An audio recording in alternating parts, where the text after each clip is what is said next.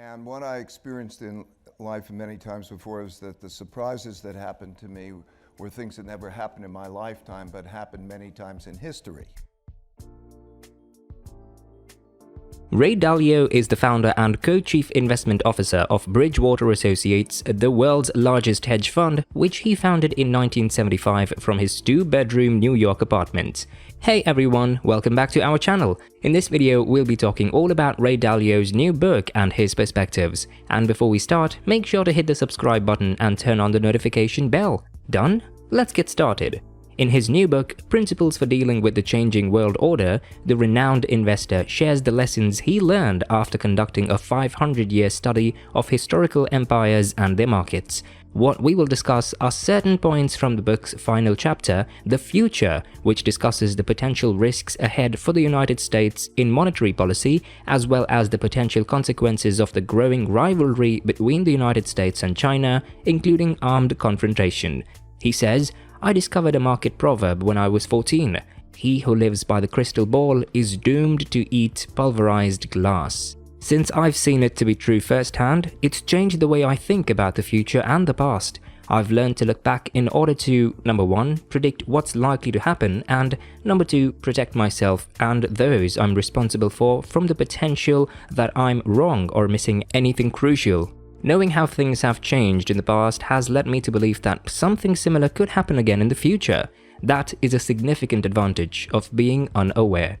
For example, throughout history, revolutions, wars, and natural disasters have all resulted in violent occurrences in which practically all wealth has been wiped out or confiscated. Knowing this, I'm always on the lookout for signs that the same things are about to happen again. And even if they aren't perfect, having leading signs of these things puts me in a better position to protect myself than being blissfully oblivious and unprepared for what can happen. It's also bad to be oblivious of the best case possibilities.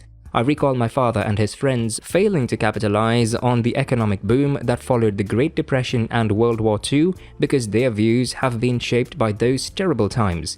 It pays to grasp how the world works, imagine the complete range of possibilities with their risks and rewards, and know how to spread one's bets around wisely when playing the game of life. My approach is based on my beliefs in A. Evolution, which causes changes over time, generally toward improvement, such as increased productivity. B. Cycles, which cause rhythmic ups and downs in the economy like debt bubbles and busts, as well as bumps along the way, non-rhythmic ups and downs, such as acts of nature. And C. Indicators, which can help us see where we are in the cycles and what might come next. I've seen a lot of well-established views based on both what happened before and what appeared rational at the time be proven wrong during the course of my nearly 50 years of investing. To take one recent example, the assumption that bond rates can't go negative. The digital revolution was the most recent disruptor of long-held ideas. Through these experiences and observations, I've learned that recognizing, understanding, and adjusting to paradigm shifts is critical, even if one can't predict them, though attempting to predict them with good signs is helpful as well. Having solid indicators can also help you determine whether what appears to be a paradigm shift is really a passing fad, which is as important.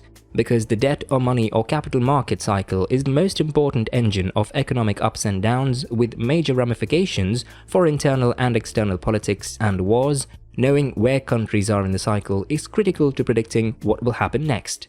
The commitments denominated in the world's reserve currencies, most notably the dollar, are too large and rising too quickly to be paid in hard money, according to my readings of history, current situations, and understanding of how the economic machine works. To put it another way, the debt in these currencies is an overhang, thus money will most likely be issued to service debts, and debt growth and interest rates will most likely be kept below inflation and economic or income growth rates. This reflects the fact that the major reserve currency countries are late in their debt or money or capital market or economic cycles, and wealth will most likely be transferred in one way or another from those who have a lot to those who don't have enough. The amount to which these things are true will vary by country, but it will almost certainly be global. As a result, in the long run, the most significant danger is the currency worth of money risk, which most people overlook. To be clear, because reserve currency countries with large deficits and debts have deficits and obligations denominated in their own currencies, their ability to print money to service the debts shifts the risk from the borrowers to the creditors. The real concern isn't that those big debtors will fail, it's that creditors will hold assets that will depreciate. That is, that the returns on loan assets will be lower than the rate of inflation. What does this entail for the dollar, the most important reserve currency, and other lesser reserve currencies? Will they fade away and be replaced by others? They will most likely depreciate in a similar manner to previous reserve currency depreciations, slowly, for a long time, then rapidly. As we saw in both circumstances, the rate of decline in reserve currency lags behind the rate of decline in other indicators of strength. Reserve currencies survive long after their fundamentals no longer justify their importance because they become firmly embedded in how things are done and there is a strong desire to retain them. Then they plummet when it becomes evident that the currency's fundamentals make having debt in it a bad idea. The slide is rapid because the rate of depreciation of the currency outpaces the rate of interest provided to loan holders, net losses lead to selling, which leads to greater losses, and the spiral becomes self-reinforcing. Due to geopolitical crises or defeats that occurred when they had big debts, both the Dutch guilder and the British pound plummeted. Creditors realized their fundamentals were weaker than they had thought, and the interest rate couldn't compensate for the fall. While I have extremely strong indications for detecting this type of fall as it occurs, as well as some reasonably decent leading indicators for predicting when it will occur in the short term, my long-term leading indicators are only so-so in terms of timing. This is due to the fact that they are purely financial and based on supply and demand. It's quite simple to evaluate the financial conditions of countries in the same manner that one evaluates the financial conditions of individuals and businesses. Because these are all long-term factors, identifying which countries and currencies are vulnerable is simple. However, predicting when the main decline would occur is challenging.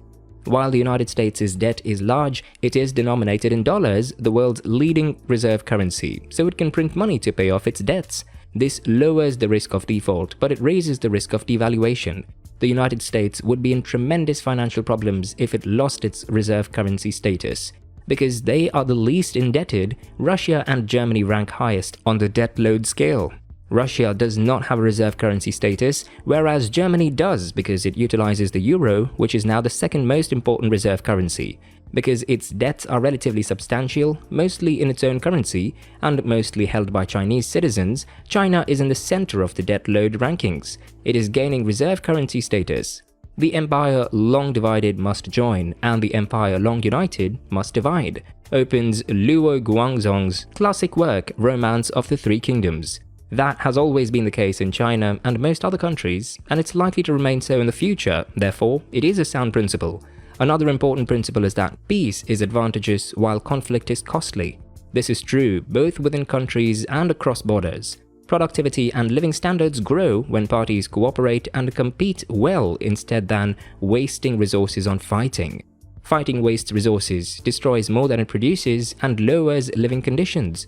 This is why the level of internal conflict in a country is such a crucial indication. Even non-democratic internal hierarchies have rules governing how choices are made and power is obtained and distributed. It's quite straightforward to observe whether an internal order is endangered by an impending civil war because one can typically assess how well these governance principles are honored or disobeyed. It is apparent that the order is honored when tight elections are judged and the losers respect the decisions. When power is battled over and seized, a revolutionary change with all of its concomitant chaos is definitely on the horizon. Did you find this video informative or helpful? Let us know in the comment section below. Make sure to subscribe so you don't miss out on my future videos. Don't forget to like and share.